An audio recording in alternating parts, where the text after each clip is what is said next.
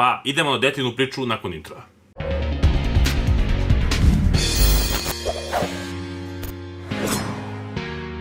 Tu priču, ta krila, Decepticon, kako bi nazvali ovo Decepticona?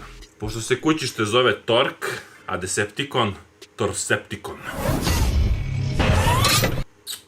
Inače, cijelu ovu mašinu, pošto smo Nino i ja pričali da je ovo kućište, seksi kućište, sam nazvao seksi, tako da kad na mreži budeš naleteo na seksi u samoj mreži, značiš da je to ova ovde mašina. Uglavnom se Hirashi prezadovoljan sam kako je ovaj build ispao, nadam se da ste vi uživali, ja čekam da odnesem ovo Ninu i to ćemo odneti koliko danas. Pa da ne tupio mnogo, moje ime je Dule, na X forumu znate ko anima, na mislu skojidem nakon okoli procenzali što god to bilo. Ćas!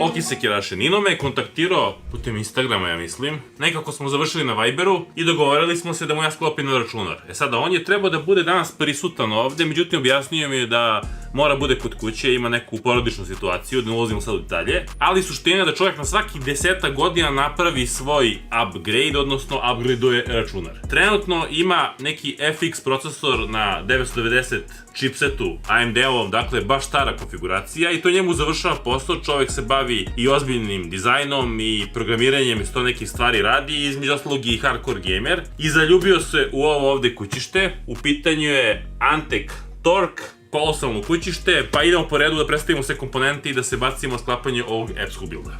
Izgleda ovako mnogo veliko, ali nije mnogo teško jer je u pitanju aluminijum i jako su to sve lepo rešili. Grafična karta GeForce RTX 3080, palitova, 3 godine garancije.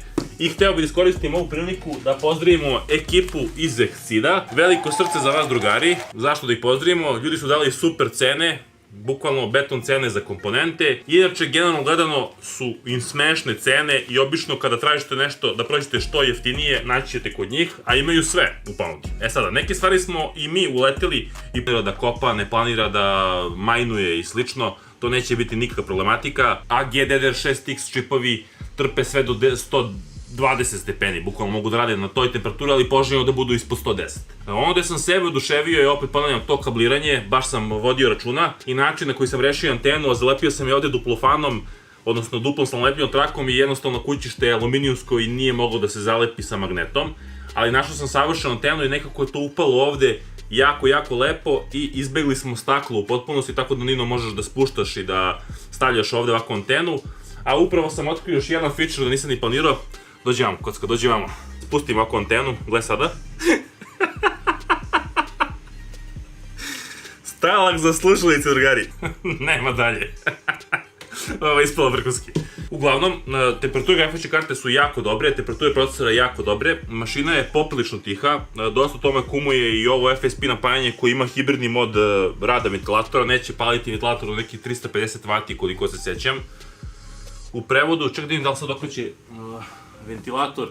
Evo, bukvalno sada dok 3080 radi na okreće ventilator, a hladno je, jer Engine Valley ne zauzima mnogo prostora i samo grafična karta vuče. Moram reći da je ovo kućište impresivno. Stvarno je jako lepo to Antec rešio i nemam zamerke. Naravno, treba mnogo iskustva da bi ispalo kalibriranje ovako kako je ispalo i može to je, mislim, još malo bolje ako bi se pravili neki kaveri maleni na 3D štampaču.